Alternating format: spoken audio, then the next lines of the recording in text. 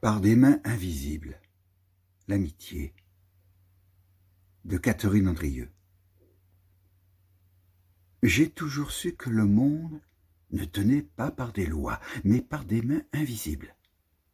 On parle d'amour et l'on convoque les flammes, les promesses, les lèvres. Moi, je pense au seuil et à la main. La main qui veille, qui attend, qui relève quand les genoux ploient. La main qui, sans vouloir sauver, sauve pourtant. Il existe un accord plus ancien que toute rencontre, celui qui précède même la naissance, comme si nos âmes avaient été voisines avant d'être des corps. L'amitié, ce mot qui ne réclame rien et qui donne tout. Cette patience qui n'exige aucune preuve, ce oui sans théâtre, qui m'a permis de traverser les saisons avec un cœur habité. Elle ne parle pas fort, elle écoute, elle veille. Elle reste assise au bord du lit quand la fièvre est haute, tenant la nuit entière avec des mots simples, rangés comme des pierres plates au-dessus d'un torrent. Je ne sais pas quand j'ai su que c'était un absolu. Peut-être le jour où j'ai vu l'amour, passion, ivresse, brûlure, s'éteindre dans ses crépuscules, tandis que l'amitié, elle, se levait dans ses aurores. Elle recommence toujours, sans scène, sans applaudissement. Elle entre par la porte de service, relève les chaises, ouvre les fenêtres, secoue la poussière de l'âme. Elle est servante et souveraine.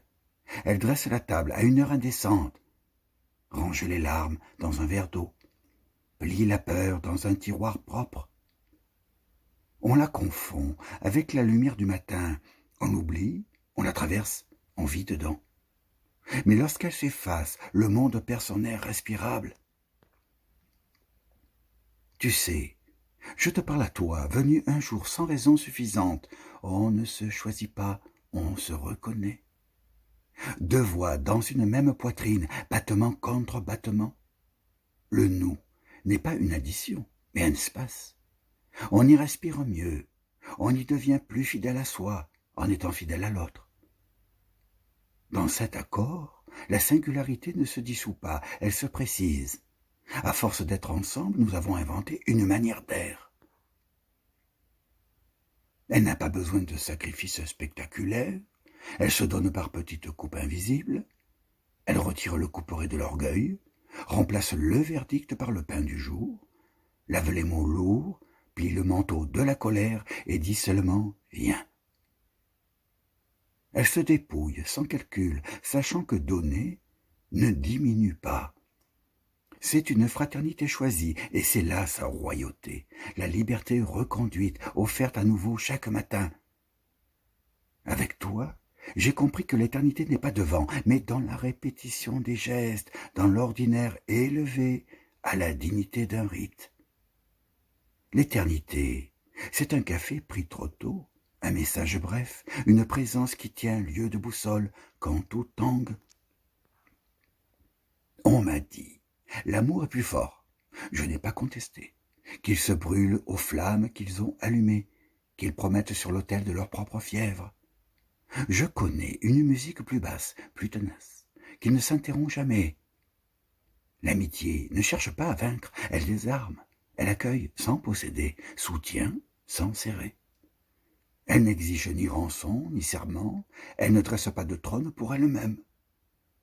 Elle ne cherche pas à convaincre, elle veut comprendre. Sa force n'est pas dans l'éclat, mais dans la constance. Je t'ai vu quand j'allais sombrer. Tu n'as pas crié, tu as posé sur la table des mots courts comme des cailloux blancs. Tu m'as accompagné jusqu'au bord et tu as regardé avec moi la pente, le trou noir, l'ancien vertige. Tu n'as pas dit « n'aie pas peur », tu as dit « j'ai peur aussi et je reste ». Alors ma force est devenue inutile, ta peur suffisait. L'amitié est l'échange des fragilités. On met en commun le tremblement, on partage la fatigue, on s'incline devant l'effroi.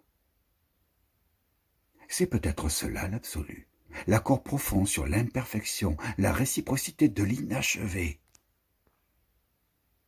Parfois, Elle ressemble à un pont de bois jeté sur une eau rapide. Rien d'orné, des planches, des cordes. On se dit, ça ne tiendra pas. Et pourtant nous passons la vie entière sur ce fragile ouvrage d'attention et de veille. Et de l'autre côté, il y a toujours un peu de clarté. La loyauté éclaire, pas assez pour faire jour, mais assez pour traverser la brume. On m'a appris la prudence, conseillé de ne pas me livrer.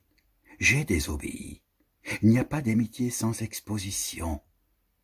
Voilà mes ombres, mes refus, mes dents serrées, mes fuites, mon orgueil qui ne sait pas demander pardon, ma jalousie vaine, ma honte ancienne. L'autre reçoit sans tenir les comptes. Les défauts deviennent des signes pour se reconnaître à distance, des feux de navigation. Si tu disparais, je te retrouve à ton silence, à ton rire trop tard, à ta manière de boiter dans les mots. L'amitié est une science des nuances. J'ai voulu rompre parfois, pour rien, pour tout, mais sous la colère, il restait un fil, une corde intacte, ta fidélité. Non crispée sur le passé, mais tendue vers le retour, cette fidélité oblige. Elle oblige à être meilleure que soi, à tenir la parole non dite, à garder la lampe allumée dans les fenêtres intérieures. La mort, parfois, s'assoit dans un coin de la chambre. Elle ne dit rien. Nous savons qu'elle sait. Alors l'amitié devient sobre, décisive. Elle ne promet pas la victoire, mais la présence, et cette promesse tenue une seule fois abolit toutes les défaites. Certains voudraient la croire neutre, incolore. Ils se trompent.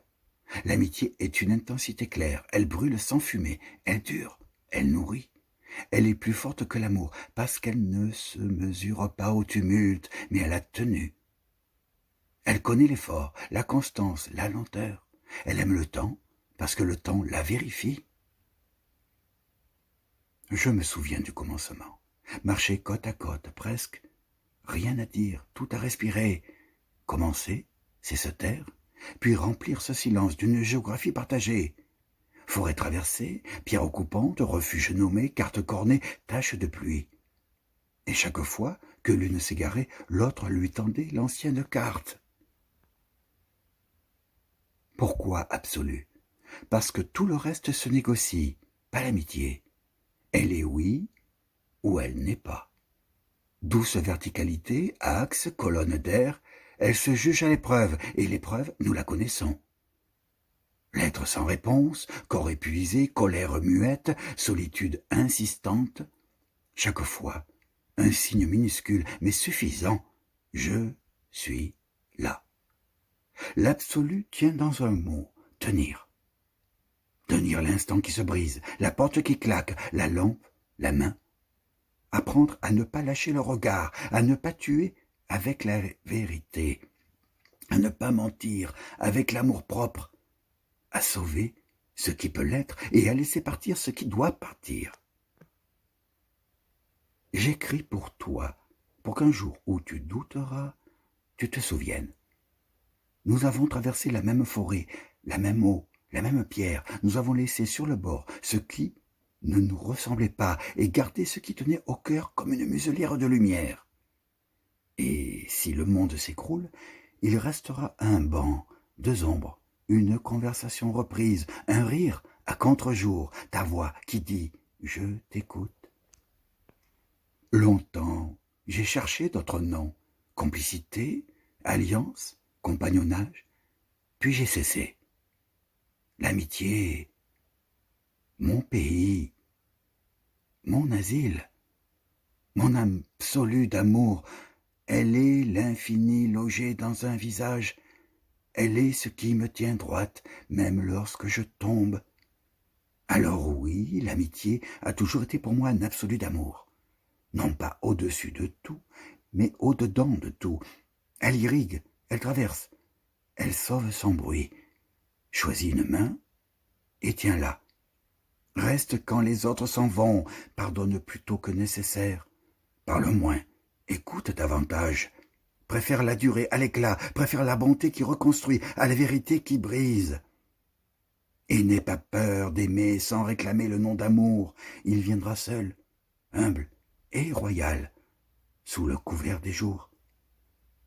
Je signe, avec ce qui reste de clarté dans mes mains, et ce que j'appelle mon cœur n'est que la place ouverte que tu y occupes.